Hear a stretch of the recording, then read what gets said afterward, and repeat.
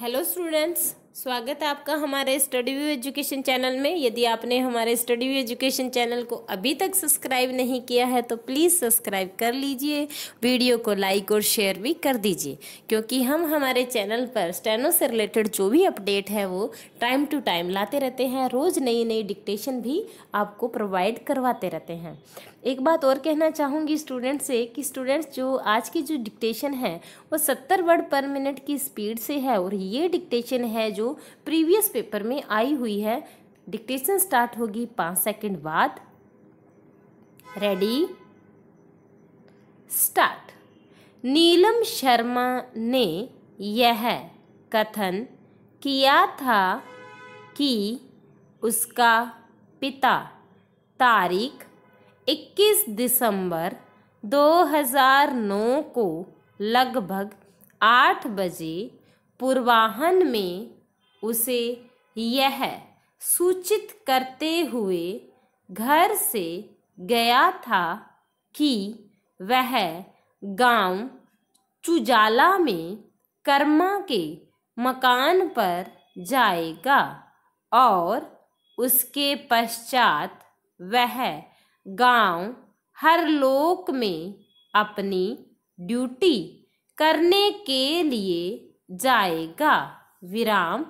किंतु जब वह 6 बजे अपराह्न तक नहीं लौटा तो उसने उसके मोबाइल नंबर पर कॉल की, किंतु मोबाइल बंद था।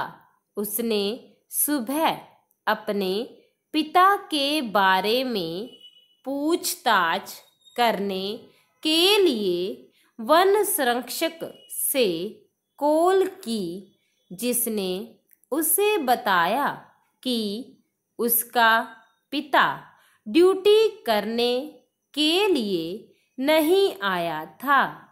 उसके पश्चात उसने अभियुक्त सतीश कुमार, जिसका मकान उसके मकान के सामने है, को कॉल की और गांव चुजाला के निवासी कर्मा का फ़ोन नंबर मांगा।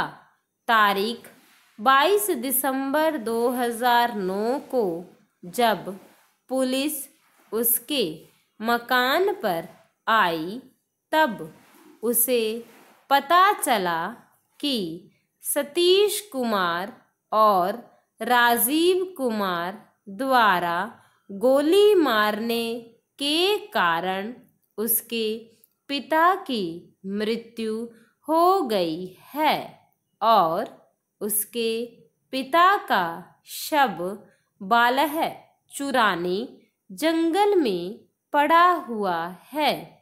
हत्या का हेतु शिमला उच्च न्यायालय में सतीश कुमार के साथ लंबित भूमि विवाद का होना बताया गया था।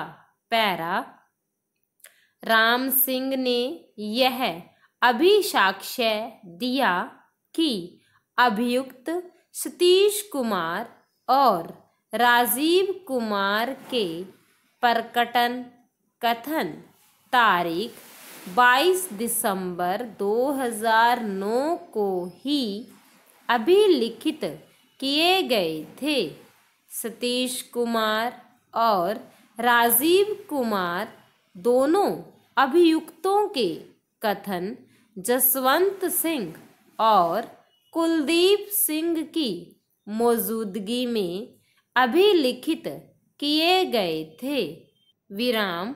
उन्होंने यह खुलासा किया था कि मृतक रतिराम के शव को बालह चुरानी जंगल में छिपाया गया है और वे उसकी बरामदगी करा सकते हैं।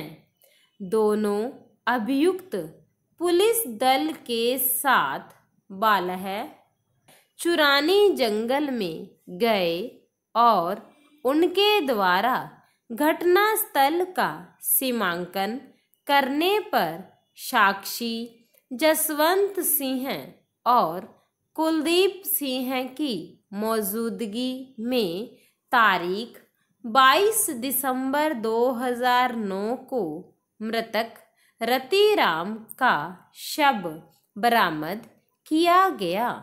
शव को कब्जे में लेने का ज्ञापन प्रदर्श PW 15/F है। शव के निकट पड़ा हुआ एक थैला भी बरामद किया गया था और नीलम शर्मा द्वारा वह थैला अपने पिता का होने की शनाख्त की गई थी। पुलिस द्वारा घटनास्थल से सूखी मिट्टी भी ली गई थी और शव की बरामदगी का स्थल नक्शा भी तैयार किया गया था। झाड़ियों के तनों पर 2 गोलियों के चिन्ह दिखाई पड़ रहे थे। गाड़ी गई गोलियों को एक पत्थर से निकाला गया था। विराम पैरा। उसके पश्चात उसी दिन अभियुक्त राजीव कुमार का अपने घर में एक नाली बंदूक छिपाने का खुलासा करने की बाबत एक अन्य कथन अभिलिखित किया गया था। बरामदगी ज्ञापन PW 15/G है। अभियुक्त राजीव कुमार ने यह भी कथन किया कि उसने अपने घर में खाली कारतूस छिपाए हैं और उन्हें भी तारीख 27 दिसंबर 2009 को उसके घर से कब्जे में लिया गया था। अभियुक्त लेखराम अभियुक्त राजीव कुमार का पिता है। यह अभिकथन किया गया है कि बंदूक का लाइसेंस उसके नाम पर था और उसके मकान से 2 जिंदा कारतूस बरामद किए गए थे। पैरा। अन्वेषक अधिकारी ने घटनास्थल से रक्त रंजित मिट्टी, पत्ते और घास के तिनके तथा मृतक रतिराम द्वारा पहने हुए कपड़े भी कब्जे में लिए। विराम बंदूक, खाली कारतूस और जिंदा कारतूसों के साथ साथ ये सभी वस्तुएं न्यायालयिक विज्ञान परीक्षण के लिए भेजी गई थी। वस्तुओं जैसे वस्त्र और उन पर रक्त तथा मिट्टी की बाबत रिपोर्ट तारीख 22 मार्च 2010 को प्रस्तुत की गई थी, जबकि बंदूक के बारे में यह पाया गया था कि कारतूस राजीव कुमार के प्रकटन कथन के आधार पर बरामद की गई बंदूक से दागे गए थे।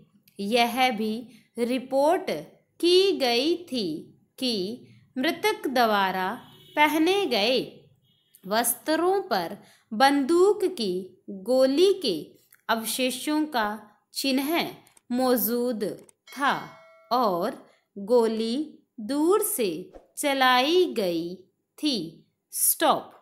स्टूडेंट्स, इस बात का भी इसमें ध्यान रखना है कि फाइनल एग्जाम के अंदर आपके लिए विराम और कोमाएं, हाइफन कहाँ लगाना है, क्वेश्चन मार्क कैसे है, कहाँ इन्वर्टेड कोमा लगानी है, ये चीज़ें बोली भी जा सकती हैं और नहीं भी बोली जा सकती है। डिपेंड करता है बोलने वाले टीचर के ऊपर कि वो उस टाइम क्या सोच रहे हैं और क्या है। बाकी तो हाई कोर्ट का है, कुछ पता नहीं है, कुछ नहीं कह सकते, बोल भी सकते हैं और नहीं भी बोल सकते। हाँ, पैरे के लिए वो ज़रूर बोलेंगे कि पैरा चेंज, तो आपने वहाँ टैब दे करके और फिर पैरा स्टार्ट करना है। तो इसीलिए आपने हाइफन, कोमा और ये चीज़ें हैं जो विराम है, इसके लिए थोड़ी हिंदी की ग्रामर देखिए। और अपने क्या है कि हर शब्द का शुद्ध लिखनी है। हिंदी में हर शब्द सही लिखा होना चाहिए। किसको ऊ की मात्रा बड़ी लगेगी, किसको छोटी लगेगी, ई की मात्रा किसको बड़ी लगानी है, किसको छोटी लगानी है, इन सब चीज़ों का आपने विशेष ध्यान रखना है। और एफिशिएंसी और एक्यूरेसी की अच्छे से तैयारी कीजिए। Thank you.